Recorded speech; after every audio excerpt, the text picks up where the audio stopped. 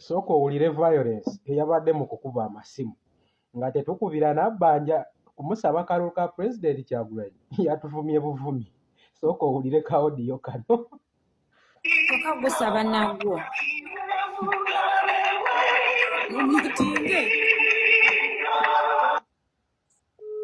agifudde bize ngenda omulemerako nze.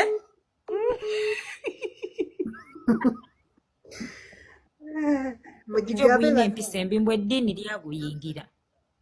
Kugusaba mukazi ogwagatama. Mama wasiibye otya munnange ate akutte n'ajjako bujja kamulemereko. Press star or hash to copy this caller tune for 700 shillings per month.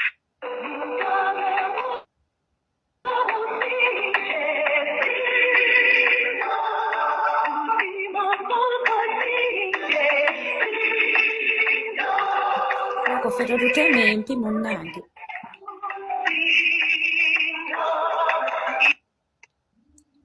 Osibye otya maama? Taliwo nnyabo nani? Oli bulungi? Taliwo nani? Kakati nkukubiddeko gwaliwo? Yes, nnyabo. Nga nkusaba kalulu ka Kyagulanyi Ssentamu Robert tulondanga 15 olunaku lugenda kubeera lwakuna wiiki ejja. Olinga amazi.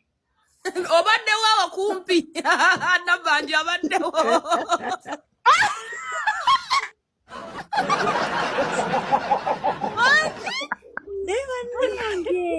Okiwulidde kyekiwulidde. Nabbanja abaddewo. Nowale nyale mwasi. Sisi. Nabbanja abaddewo. Naye mukali kwa dinze. Wali wakaliko dinze. Kali kwa dinze. Wako kaliko dinze. Nabbanja tumusaba. Mukatuwe ko wako baba wanga bonna babaddewo wano. Nendemera ku mukazi. Batugambye tuba amasimu tebayawuddewo bawa bakubye bukubi buli muntu. Ganjibawe njirina wano.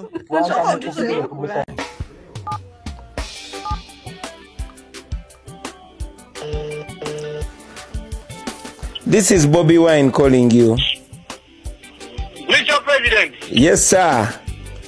How is sir? Not bad at all. Yeah, briefly, Tony, I'm trying to call at least 50 people today to ask for their vote. And I wanted to personally call you and ask you to kindly vote for me. I should actually. I don't know why you've been calling me. Because this is obvious. Really? This is obvious. I've told each and every. I don't know. You don't even have to call. Oh, man, I'm so humbled to hear that. I just don't know what to say. You just don't have to call anyone. Just know it's a tick for you. Thank you. I mean, there's nothing like now. No. Shouldn't do anything. Thank you, Tony, man. Thank you, bro. Obvious. I appreciate it. 681. Good morning, Nyabo.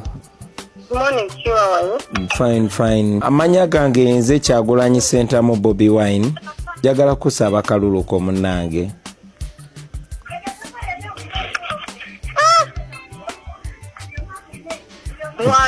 Nkukanze. Nsonyiwa naye mpikinze essimu eziri random. Nina program ey'okubira wakiri abantu 50 mbasaba akalulu. Nawe yo nebeeremu ku yo. Nasaba munnange onnonde akabonero kange umbrella. Amina neyanza ege bambi. Wow. Mpano yakulinanye naye musaba akalulu. Nteka ku loud speaker.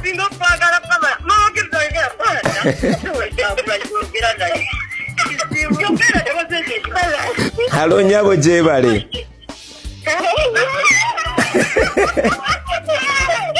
bannange mungambire n'abo abalinaanya abo bannonde nti naye bwe musobola okunsabira akalulu bambi mbansabira akalulu bannonde.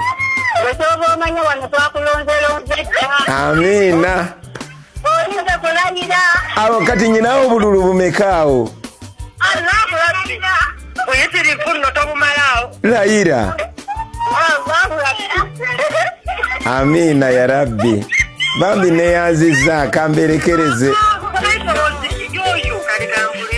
Yenze kenyini munnange.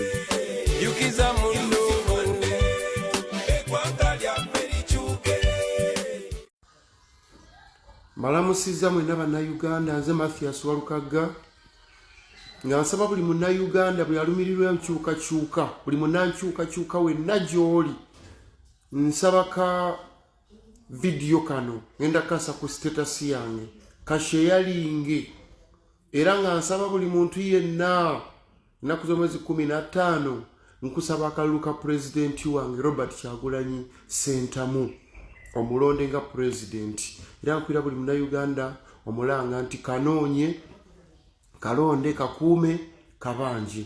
Mbaagala nnyo nnyo, mbaagala okutuuka ennaku z'omwezi 15 nga muli balamu ate tulabe ku Uganda empya. Kyetaagisa abantu 50 buli lunaku bakubira essimu.